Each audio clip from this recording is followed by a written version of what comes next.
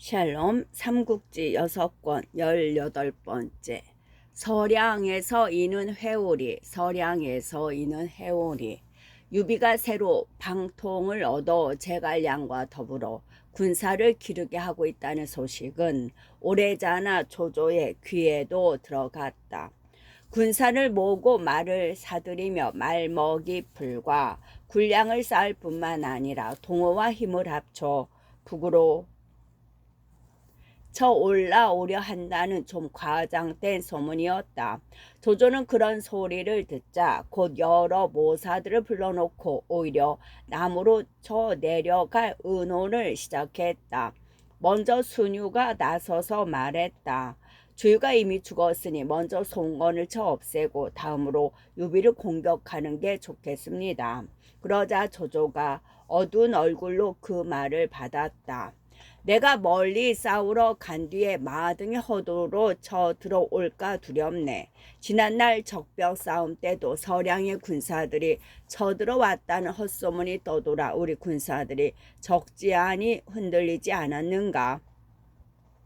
이번에는 그런 일을 미리 막아두지 않을 수가 없네. 제 어리석은 소견으로는 마등에서 남정 장군을 내리신 뒤에 손권을 친다는 핑계로 불러들여 먼저 그자부터 없애버리는 게 좋겠습니다. 그렇게 되면 우리가 남쪽으로 원정을 가도 뒤를 걱정하지 않을 수 있을 것입니다. 조조가 들어보니 그 꾀가 그럴듯했다.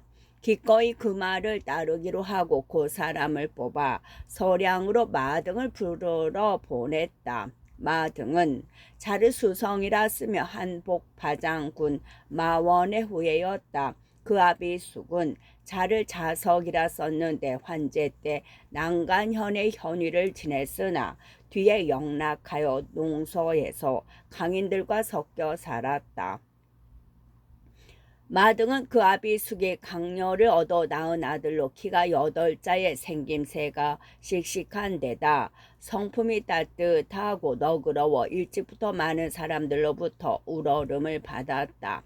그 뒤 영제 때 강인들이 모반하자 마등은 백성들을 모아 그들을 부수었고 다시 촉평 중년에는 도적을 없앤 공이 있어 정서 장군에 제수되었다. 진서 장군인 한순한 이와 몹시 지냈는데 나중에는 형제의 의를 맺고 지냈다. 그날 마등은 갑작스레 허도에서 직사가 와서 천자의 부름을 전하자 맏아들 마초를 불러놓고 의논했다. 나는 지난날 동승과 함께 전자로부터 띠 속에 감춰진 조서를 받고 유비와 더불어 역적을 치기로 맹세한 적이 있다. 그러나 불행히도 동승은 그 일이 새어나가 조조에게 이미 죽임을 당했고 유비는 거듭싸움에 져서 멀리 쫓겨가 있다. 내가 외진 서량에 있어 그동안 유비를 돕지는 못했지만 이번에 들으니 유비는 새로 형주를 얻었다고 한다. 이제 다시 그와 힘을 합쳐 지난날 못다 이룬 뜻을 펴보려 하는데 오히려 조조가 전자의 이름을 빌려 나를 부르니 어떻게 하면 좋겠느냐. 마초가 가만히 생각하다 대답했다. 조조가 전자의 명을 받들어 아버님을 부르고 있으니 만약 가지 않는다면 반드시 아버님께 전자의 명을 거스른 죄를 뒤집어 씌울 것입니다. 마땅히 그 부름을 따라 허도로 가되 그곳에서 틈을 보아 일을 벌인다면 지난날 못 이룬 뜻을 펼쳐 보실 수도 있을 것입니다. 그때 함께 있던 마등의 조카 마대가 말렸다. 조조의 속마음은 헤아리기 어렵습니다. 숙부께서 가셨다가 해를 입으실까 두렵습니다. 저는 서량의 군사들을 모두 데리고 아버님을 따라 허창으로 쳐들어가고 싶습니다. 이는 전하를 위해 해로운 물건을 없이하고자 함이니 안 될 게 무엇이겠습니까? 마초가 기세 좋게 종영의 말을 받았다. 듣고 있던 마등이 조용히 그런 아들을 달랬다. 너는 강병들을 거느리고 서량을 지키고 있거라. 나는 네 아우 휴와 절 그리고 조카 대만 데리고 가겠다. 아무리 조조라도 네가 군사를 데리고 서량에 있고 또 한수가 서로 돕고 있음을 보면 감히 나를 해치지는 못할 것이다.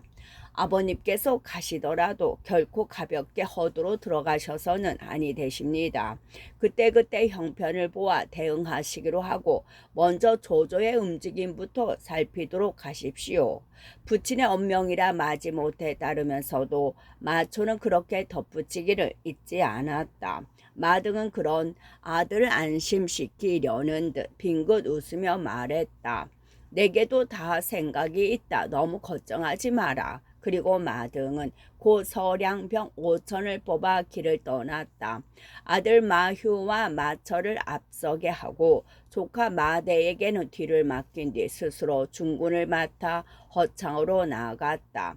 오래전에 허창에 이른 마등은 성문 밖 20리쯤 되는 곳에 군마를 멈추었다.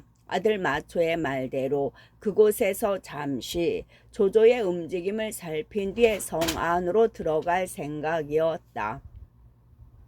한편 조조는 마등이 성 밖에 이르렀단 말을 듣자 문하신랑 황규를 불러 말했다. 지금 마등이 남쪽의 유비와 손권을 칠 군사를 이끌고 온 모양이다. 그대를 행군 참모로 그에게 보낼 것이니 가서 이르라. 서량은 길이 멀어 군량을 옮겨오기 어려우므로 많은 인마를 데리고 올 수 없었을 것인즉 내가 마땅히 대병을 내어 함께 힘을 합쳐 나갈 것이라고. 또 내일은 성 안으로 들어와 전자를 뵙도록 이르고 아울러 내가 그때 군량과 말먹이 풀을 주리란 말도 전하라. 이에 황규는 조조의 명을 받들어 마등에게로 갔다. 마등은 술을 내어 황규를 대접했다. 그런데 술이 반쯤 올랐을 때였다. 황규가 문득 뜻밖의 소리를 했다. 저희 아버지 황화는 이각과 곽사의 난중에 돌아가셨습니다. 언제나 그 일을 마음 아프게 여겨오고 있는데 이제는 내가 또 임금을 속이는 역적놈을 만났습니다. 누가 그런 역적이란 말이오? 마등이 속으로 놀라며 물었다. 황규가 거침없이 대답했다. 임금을 속이고 윗사람을 홀리는 역적놈은 바로 조조입니다. 공은 그걸 몰라 제게 물으십니까? 딴에는 고른다고 골라보낸 황규였으나 조조는 사람을 잘못 고른 셈이었다. 그러나 마등은 조조가 자신을 떠보려고 황규를 보냈을지 모른다고 싶어 얼른 황규를 말렸다.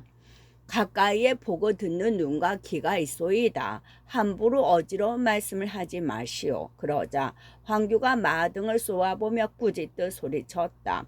공은 벌써 전자께서 의대에 감춰 내리셨던 옛날의 그 조서를 잊으셨소. 마등이 보니 아무래도 진심에서 우러난 소리 같았다.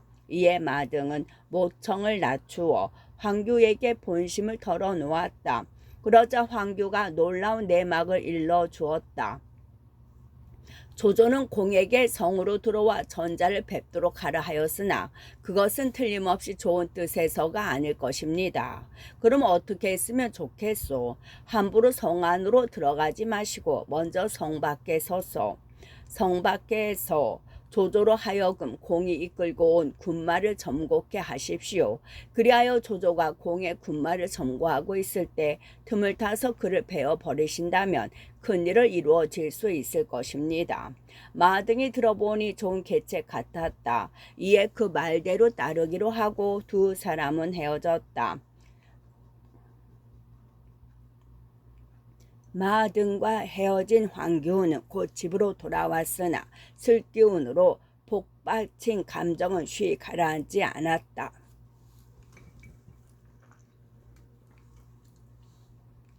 황규의 안색이 외사롭지 않은 걸 보고 그 아내가 까닭을 물었다.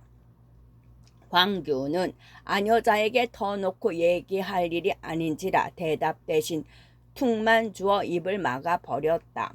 그런데 황규의 첩에 이춘향이란 계집이 있었다. 이 계집이 뜻밖에도 황규의 처남 묘택이란 자와 배가 맞아 남몰래 놀아나고 있었다.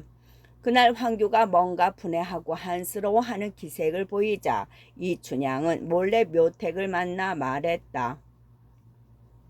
오늘 황신랑이 마등과 함께 군사에 관한 걸 의논하고 돌아왔는데 왠지 얼굴에 분함과 한스러움이 내비치고 있는데 무엇 때문에 그럴까? 이때 묘책은 한창 춘향에게 빠져 있었다. 밤낮으로 춘향을 얻을 궁리를 짜내 보았으나 매부의 첩이라 어찌해 볼 방도가 없는 차에 그 말을 들으니 먼저 못된 꾀부터 떠올랐다. 뭐라고? 그럼 이따가 슬쩍 말로 그자의 속셈을 한번 거들어 보는 게 어때? 이렇게 한번 물어보란 말이야. 사람들이 모두 유비는 어질고 덕이 있으며 조조는 간웅이라 하는데 말입니까? 정말입니까? 라고. 그리고는 그자가 털어놓는 얘기를 잘 들어둬. 묘택이 그렇게 말하자 계집이 알듯 말듯한 눈길로 물었다. 건 뭐 하시게? 평소 그자의 행동 거지로 미루어 지피는 게 있어. 그렇단 말이야. 어쨌든 시키는 대로 해. 묘택이 그렇게 말하자 계집도 알겠다는 양 고개를 까딱이고는 돌아갔다. 그날 밤이었다. 황규가 어수선한 마음을 달래려고 춘향의 방으로 찾아드니 초저녁부터 온갖 단장을 다하고 기다리던 춘향이 교태에 섞어 그를 맞아들였다. 작은 주안상에는 어느새 술과 안주까지 조촐하게 차려져 있었다. 한창 이런저런 얘기를 나눈 끝에 춘향이 살그머니 물었다. 세상 사람들은 모두 유현덕을 어질다 하고 조조를 간웅이라 하는데 정말입니까? 그게 바로 자신의 속을 떠보기 위한 수작이라는 것도 모르고 첩의 밝은 소견만 대견하게 여긴 황교가 술김에 속을 털어놓고 말았다. 너는 한낱 아녀자이면서도 바른 것과 그른된 것을 분별할 줄 아는데 하물며 대장부인 나이겠느냐. 나는 지금 조조를 죽여 가슴속에 오랜 한을 풀고자 한다. 장한 일이십니다. 그렇지만 조조 같은 간웅을 죽이기는 쉽지 않을 것입니다. 어떻게 손을 쓰실 작정이십니까? 접이 제법 거정까지 하는 표정으로 황교에게 다시 물었다. 깜빡 속은 황교는 해서 안 될 말까지 모두 해버렸다. 다 방법이 있지. 나는 이미 마등 장군과 약조를 맺어 두었다. 내일 조조가 성 밖에서 서량군을 점거할 때 죽여버릴 작정이다. 거기까지 들은 춘향은 황규가 잠들기를 기다려 묘택에게 그대로 전했다. 치정의 눈이 어두워지면 사람이 짐승만도 못해지는가. 묘택은 그게 바로 누이의 집안을 결탄내는 일이라는 걸 알면서도 곧바로 조조에게 달려가 황규가 한 말을 모조리 일러 바쳤다. 그 놀라운 귀뜸을 들은 조조는 곧 조홍과 허저를 불러 무어라고 영을 내린 뒤 다시 하후연과 서황을 불러 새로운 영을 내렸다. 그리고 한편으로는 황규의 집안 노소부터 먼저 잡아들이게 했다. 그 다음 날이었다. 아무것도 모르는 마등은 황규와 약조한 대로 서량의 병마를 이끌고 성 밖에 이르렀다. 성 가까이 이르니 앞에 붉은 게 한때와 더불어 승상의 기호가 세워져 있는 게 보였다. 마등은 조조가 스스로 군사를 점거하러 나온 줄 알고 말을 박차 앞으로 나갔다. 그때 호련 한 소리 포향과 함께 붉은 기가 좌우로 갈라지며 화살이 비오듯 쏟아지기 시작했다. 마등이 놀라보니 앞선 장수는 조조가 아니라 조홍이었다. 그제서야 황규와 더불어 꾸민 일이 드러난 걸 안 마등은 급히 말머리를 돌렸으나 이미 때는 늦은 뒤였다. 갑자기 양쪽에서 함성이 일며 왼쪽에서는 허저가 지쳐 들어오고 오른쪽에서는 하후연이 지쳐 들어왔다. 뿐만이 아니었다. 등 뒤에서 다시 서왕이 지쳐들며 서량군의 길을 끊으니 마등 부자 세 사람은 조조의 대군 한가운데 갇히고 말았다. 비오듯 쏟아지는 화살 속에서 마등은 고개조차 바로 들지 못하고 힘을 다해 싸웠다. 이리 부딪고 저리 찌르며 결사적으로 애움을 벗어나려 했으나 겹겹이 둘러싼 조조의 대군을 뚫고 나갈 수는 없었다. 마침내 마철이 먼저 어지럽게 나는 화살에 맞아 죽고 마효도 그 아비를 따라 힘을 다해 싸웠지만 끝내 빠져나가지는 못했다. 마등과 마효 부자는 여기저기 무거운 상처를 입은 데다 타고 있던 말이 화살에 맞아 쓰러지자 조조의 군사들에게 함께 사로잡히고 말았다. 조조는 잡혀온 마등 부자와 황교를 한꺼번에 끌어냈다. 그때까지 시치미를 떼고 있던 황교가 다시 크게 소리쳤다. 승상, 이게 무슨 짓이요? 나는 아무 죄도 없소이다.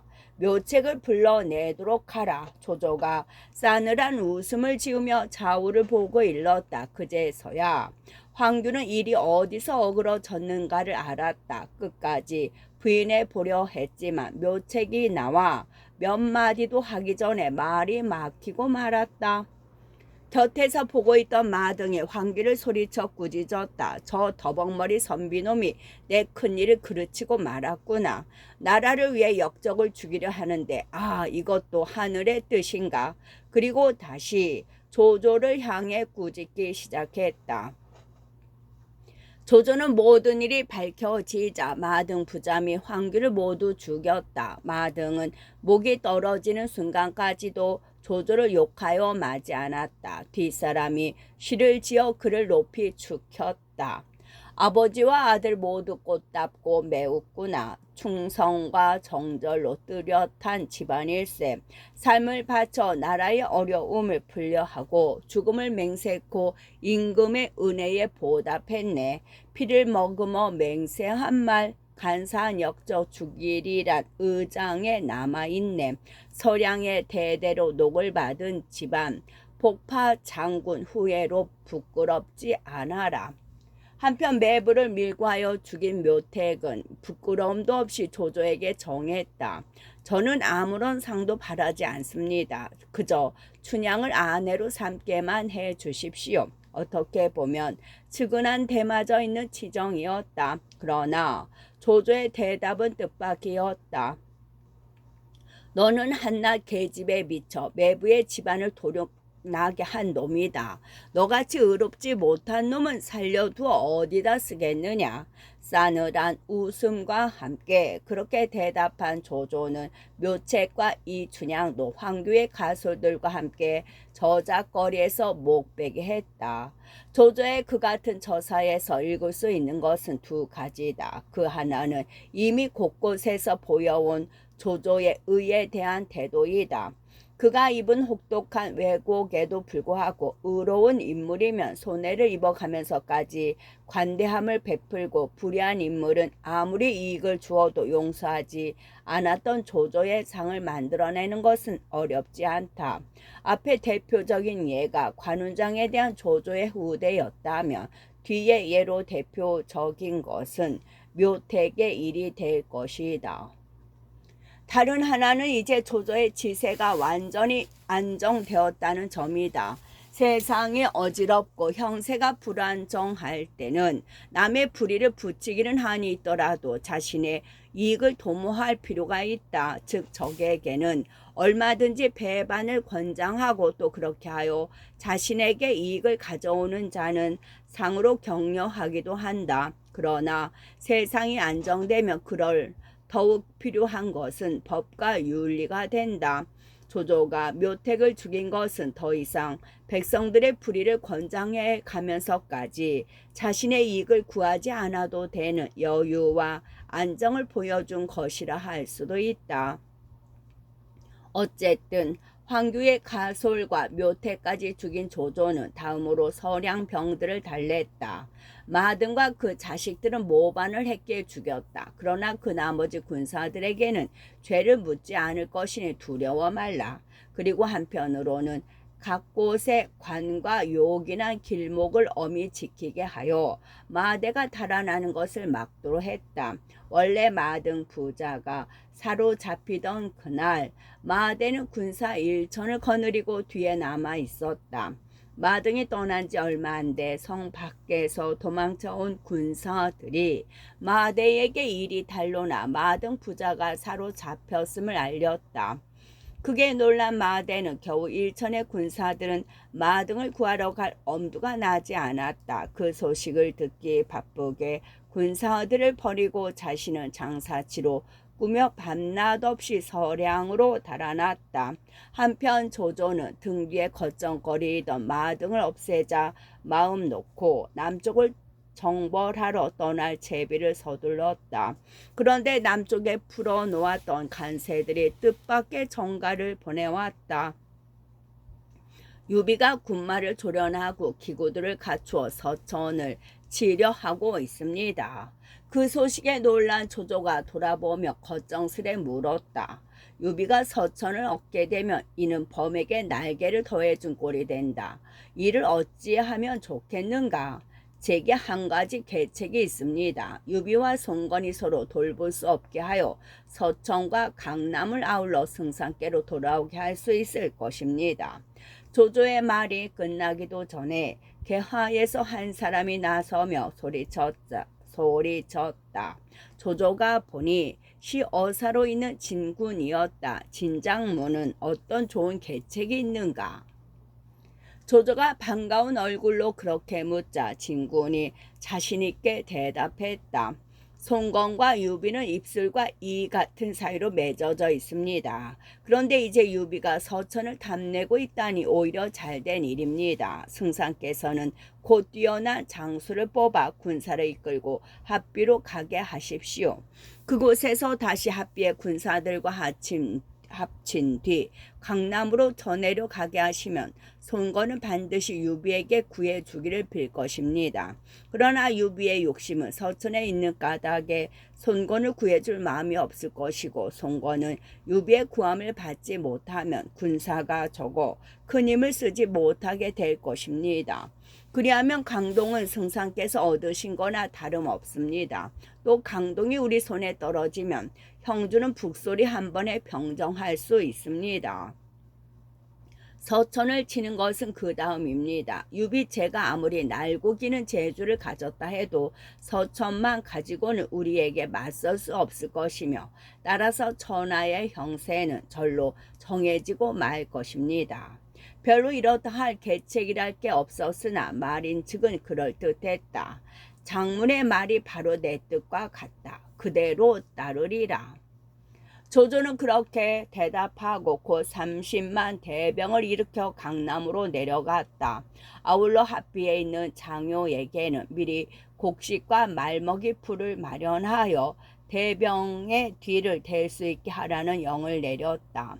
조조가 대군을 이끌고 내려온다는 소식은 오래자나 손권의 귀에도 들어갔다. 손권은 여럿을 불러 모아놓고 조조 막을 일을 의논했다. 먼저 장수가 나와 말했다. 사람을 뽑아 노자경에게 보내시오. 급히 형주의 글을 띄우게 하십시오. 유비에게 힘을 합쳐 함께 조조를 막고자 하면 유비는 자경에게 은혜를 많이 입은 사람이라 반드시 그 말을 따를 것입니다. 거기다가 유비는 또 우리 동우의 사위가 된 사람이니 친척 간의 의리로서도 마다할 수는 없지 않겠습니까? 그리하여 만약 유비가 우리를 도러 오게 되면 강남은 별로 걱정할 일이 없겠습니다. 송건이 생각해도 그 길 밖에는 달리 어쩌는 수가 없었다. 이에 송건은 장수의 말을 따르기로 하고 곧 노숙에게 사람을 보내 유비에게 도움을 청하라 했다. 노숙은 송건의 명을 받기 바쁘게 유비에게 도움을 청하는 글을 써 보냈다. 유비는 노숙의 글을 읽었으나 달리 뜻하는 바가 있는지라 얼른 마음을 정하지 못했다. 사자를 객사에 머물게 해놓고는 사람을 보내 남군에 있는 공명을 불러오게 했다. 공명이 형주에 오자 유비는 노숙이 보낸 글을 내놓고 공명에게 어떻게 할까를 물었다. 먼저 노숙의 글을 살핀 공명이 대수롭지 않다는 투로 말했다. 강남의 군사를 움직일 필요도 없고 형주의 군사도 움직일 필요가 없습니다. 조조로 하여금 감히 동남쪽을 엿볼 수 없게 할 수 있는 계책이 있습니다. 그러고는 곧 노숙에게 답장을 썼다. 베개를 높이 하고 조금도 걱정하지 마시오. 만약 북쪽의 군사들이 침범한다 해도 우리 황수께서는 그들을 물리칠 계책이 서 있습니다. 그러나 유비는 아무래도 마음이 놓이지 않았다. 노숙에게서 온 사자가 돌아가기 바쁘게 공명에게 물었다. 지금 조조는 30만 대군을 일으킨 데다 합비의 군사들까지 합쳐 밀려오고 있소. 선생께서는 어떤 계책이 있기에 그들을 물리칠 수 있단 말이오. 공명이 조용히 계책을 유비에게 일러주었다. 조조가 평생 두려워해 온 것은 서량의 군사들입니다. 그런데 이제 조조가 마등을 죽였으니 서량에서 군사를 거느리고 있는 그 아들 마초는 틀림없이 조조에게 이를 갈고 있을 것입니다. 주공께서는 그를 보내 마초와 동맹을 맺고 마초로 하여금 관을 넘어 중원으로 쳐 나오게 하십시오. 그렇게 되면 조조는 강남을 엿볼 겨를이 없을 것입니다. 그 말을 듣고서야 비로소 유비는 얼굴 가득 기쁜 빛을 띠었다. 한편 아버지를 대신해 서량을 지키고 있던 마초는 어느 날 이상한 꿈을 꾸었다. 허옇게 눈이 덮인 벌판에 서 있는데 호랑이 떼가 몰려와 자신을 물어뜯는 꿈이었다. 놀라고 두려워 눈을 뜬 마초는 여럿을 불러놓고 그 꿈 얘기를 했다. 듣고 있던 사람 중에 하나가 길흉을 보는 마초에게 소리쳐 대답했다. 그 꿈은 상스럽지 못한 징조일시다. 여럿이 그 사람을 보니 마초가 가까이서 부리는 교위 방덕이란 사람이었다. 마초가 걱정스러운 눈길로 그에게 물었다. 영명, 방덕의 자. 영명은 어째서 그렇게 보시오? 눈 덮인 벌판에서 호랑이를 만났다니 꿈치고는 아주 좋지 못한 꿈입니다. 혹시 노 장군님이 계신 허창에 무슨 일이 생긴 것이나 아닌지 모르겠습니다. 그런데 미처 그 말이 끝나기도 전에 한 사람이 비틀거리며 뛰어들어 땅에 엎드려 울며 말했다. 숙부님과 아우들이 모두 죽었습니다. 마초가 놀라 그 사람을 보니 다름 아닌 사촌 아우 마대였다. 그를 알아본 마초가 급히 물었다. 아니 그게 무슨 소린가? 숙부님과 신랑 황규가 함께 조조를 죽이려게 했으나 불행히도 일이 사전에 탄로나 모두 저작거리에서 죽임을 당하였습니다. 두 아우도 함께 조조에게 죽음을 당하고 오직 저만 장사치로 꾸며 그곳을 빠져나왔습니다. 밤을 틈타고 호젓한 길을 골라 간신히 이곳까지 달려온 것입니다. 마대가 눈물 반 넋두리 반 섞어 그렇게 마등의 죽음을 알렸다. 그 말을 들은 마초는 통곡게 함께 땅에 쓰러졌다. 모든 장수들이 붙들려 일으키자 마초는 이를 갈며 조조를 저주했다. 조조 이 역정놈, 내 반드시 네 놈의 고기를 씹어 이 원수를 갚으리라.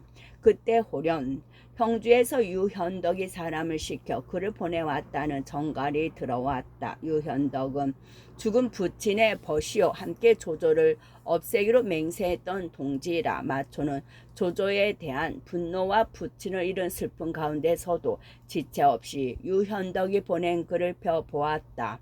거기에는 대략 이렇게 쓰여 있었다. 엎드려 생각건대 한실이 불행하여 조조 같은 역적이 권세를 오로지 하고 위로 임금을 속이며 아래로 백성들을 못살게 굴고 있소이다. 유비는 일찍이 장군의 돌아가신 부친과 더불어 전작계로부터 밀주를 받고 이 역적을 죽여 없애기로 맹세한 바 있소.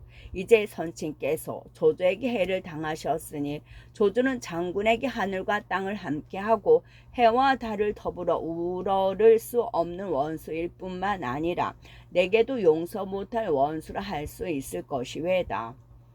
만일 장군이 서량의 군사를 이끌고 조조의 오른쪽을 쳐 부순다면 나는 형주의 군사를 일으켜 조조의 앞을 막아보겠소. 그리하면 조조를 사로잡고 그를 둘러싼 간사한 무리를 모두 없애 장군의 원수를 갚음은 물론 한시를 다시 일으킬 수 있을 것이요. 할 말은 태산 같으나 그리 짧아 이 마음속을 다 펼쳐 보이지 못하는 게 아니요. 다만 장군의 반가운 회신이 있기를 서서 기다릴 뿐이외다. 마초가 그 글을 읽고 망설일 까닭이 없었다. 그 자리에서 눈물 섞어 답서를 써 보내고 곧 서량의 군마를 일으켰다. 서둘러 군사를 일으킨 마초가 막 허들어 지쳐 들어가려 할 때였다. 선친 마등의 의형제인 서량 태수 한수가 사람을 보내 마초를 불렀다. 마초가 한수를 찾아가니 한수는 아무 말 없이 조조가 자신에게 보낸 글 한 통을 내보였다. 만일 그대가 마초를 사로잡아 허들어온다면 그대를 바로 서량후에 봉하리다. 대략 그런 내용의 한 수를 달래는 글이었다. 그 글을 다 읽은 마초는 땅에 엎드려 절하며 한수에게 말했다. 바라건대 숙부께서는 우리 형제 두 사람을 묶어 허창으로 보내시오. 조조와 싸워야 하는 수고로움에서 벗어나도록 하십시오. 그 말이 어찌 진심일까만 한수의 마음을 더 깊이 흔들어 놓고자 짐짓해본 소리였다. 한수가 그런 마초를 일으켜 세우면서 결연히 말했다. 나와 네 아버지는 형제를 맺었으니 너는 내 조카다. 어찌 차마 너를 해치겠느냐. 만약 네가 군사를 일으킨다면 나는 마땅히 너를 도우리라. 그리고 조조의 사자를 끌어내 목뱀으로써 자신의 뜻이 확고함을 보였다. 이때 한수는 휘하의 8부의 군마를 거느리고 있었다. 곧 후선, 정은, 이감, 장횡, 양흥, 성의, 마완, 양추 8장수가 이끄는 군사로 그들의 한수를 따라 마초의 장수 방덕 및 마대가 이끄는 군사들과 합치니 서량군은 모두 20만의 대군이 되었다. 서량군이 성난 파도처럼 장안으로 몰려들자 장안태수 종효는 급히 그 일을 조조에게 알리는 한편 군사를 이끌고 성을 나와 들판에 진을 쳤다. 서량군의 선봉은 마대였다. 마대는 일반 5천의 군사를 이끌고 산과 들을 뒤덮듯 하며 기세 좋게 밀고 들어왔다. 종효가 말을 타고 나가 몇 마디 수작을 건너 보았으나 이 일은 이미 말이 소용없는 상태였다. 마대가 한자로 보검을 휘두르며 종효를 덮쳐 곧 한바탕 싸움이 벌어졌다. 그렇지만 종효는 원래 마대의 적수가 아니었다. 마대와 창칼을 한번 부딪히자마자 스스로 힘이 모자람을 깨닫고 곧 말을 돌려 달아나기 바빴다. 마대는 칼을 휘두르며 달아나는 종효를 뒤쫓았다. 뒤이어 마초 한수가 이끄는 대군이 모두 이르니 곧 장안성은 서량병에게 몇 겹으로 에워싸이고 말았다. 종효는 할 수 없이 스스로 성벽 위에 나와 장졸들을 격려하며 조조의 구원군이 오기만을 기다렸다. 장안은 원래 서한의 도읍으로 삼았던 도시라 성벽은 굳고 높았으며 성을 둘러싸고 있는 웅덩이와 물길은 험하고 깊었다. 아무리 성난 서량의 대군이라도 급히 떨어뜨릴 수 있는 성이 아니었다. 열흘간이나 애워싸고 이때여 공격을 퍼부었으나 성이 끄떡도 하지 않자 방덕이 계책을 냈다. 장안성 안은 땅이 굳고 물이 짜 우물을 마시기 어렵습니다. 거기다가 땔감조차 없는데 이제 우리가 성을 에워싼 지 열흘이나 되었으니 군사와 백성들이 한 가지로 주림과 주의에 지쳤을 것입니다. 이렇게 한번 해보시지요. 틀림없이 장안성을 얻을 수 있을 것입니다. 그러고는 마초의 귀에다 대고 무엇라고 수군거렸다. 듣고 난 마초가 기쁜 얼굴로 말했다. 그거 참 좋은 계책이다. 마초는 입으로 그렇게 감탄했을 뿐만 아니라 곧 방덕의 계책을 그대로 시행했다. 각부에 영자 기파를 들려 모든 군사를 물리게 하고 마초 자신은 뒤에 남아 뒤쫓는 적을 막는 일을 맡았다. 마초의 영을 받은 서량병들은 차례로 장안성에서 물러나기 시작해 이튿날 종효가 성 위에서 내려다 보았을 때는 이미 눈에 띄게 줄어 있었다. 종효는 서량병이 물러나고 있음을 알았으나 그것이 자기를 성 밖으로 끌어내려는 계책 같아 두려웠다. 얼른 서량병을 뒤쫓지 못하고 사람을 보내 먼저 허시를 담지하게 했다.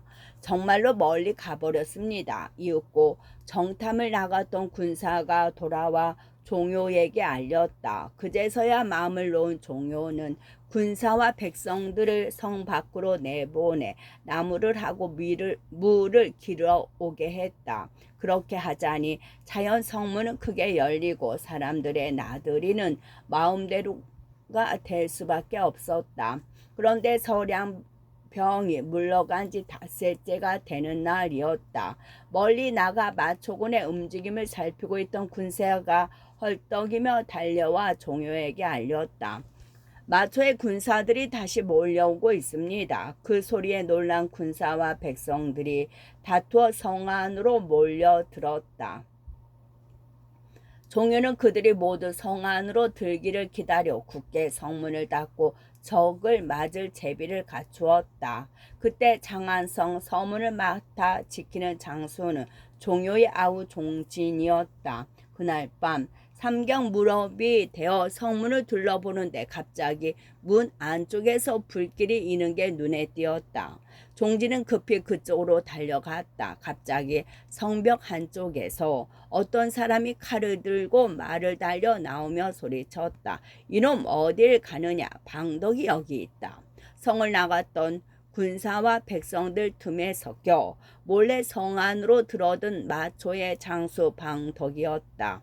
놀란 종진이 어떻게 맞서보려 했지만 워낙 뜻밖의 일이라 미처 손쓸 틈이 없었다. 방덕의 한 칼에 머리를 잃고 말 아래로 굴러 떨어졌다. 방덕은 종진을 죽인 기세로 뒤이어 몰려든 종효의 군교들을 흩어버리고 성문 빗장을 부숴버렸다. 방덕이 크게 성문을 열자 밖에서 기다리던 마초와 한수의 군사들이 물 밀듯이 성 안으로 몰려들었다. 잠자다가 이를 당한 종효로서는 그야말로 속수무책이었다. 성을 버리고 마초가 일부러 뛰어준 동문으로 빠져 달아났다. 어렵지 않게 장안성을 빼앗은 마초와 한수는 삼군에게 크게 상을 내려 그 공을 답했다. 장안성을 빠져나간 종효는 동관으로 물러나 굳게 지키는 한편 조조에게 그 급한 소식을 전했다. 조조는 장안성이 마초에게 떨어졌다는 말을 듣자 다시는 남쪽을 칠 생각을 할 겨를이 없었다. 곧 조홍과 서황을 불러 엄한 얼굴로 영을 내렸다. 그대들 둘은 우선 군사 1만을 데리고 가서 종효와 바꾸어 동관을 굳게 지키도록 하라. 열흘 안으로 관을 잃으면 둘 다 목이 잘릴 것이나 열흘 넘긴 뒤의 일은 너희가 알 바 아니다. 내가 곧 대군을 이끌고 뒤따라 갈 것이니 부디 내 말을 가벼이 여기지 말라. 이에 명을 받은 두 사람은 그날 밤으로 동관을 향해 달려갔다. 조홍이 떠난 뒤 조인이 걱정스런 얼굴로 조조에게 말했다. 홍은 성질이 성급해서 혹시라도 일을 그르칠까 두렵습니다. 나도 걱정이 된다. 어서 군량과 말먹이 풀을 보내고 우리도 뒤따라가 뒤를 받쳐주도록 하자. 조인의 말을 들은 조조도 밝지 않는 얼굴로 그렇게 받았다. 한편 동관에 이른 조홍과 서황은 종효를 대신해 방비를 맡았다. 둘 다 싸움이라면 마다 않는 맹장들이었지만 워낙 조조의 명이 엄해 굳게 지킬 뿐 나가 싸우지 않으니 애가 타는 것은 마초였다. 힘으로 깨뜨리기에는 너무 든든한 성과교 험한 지세였다. 이에 마초는 끝.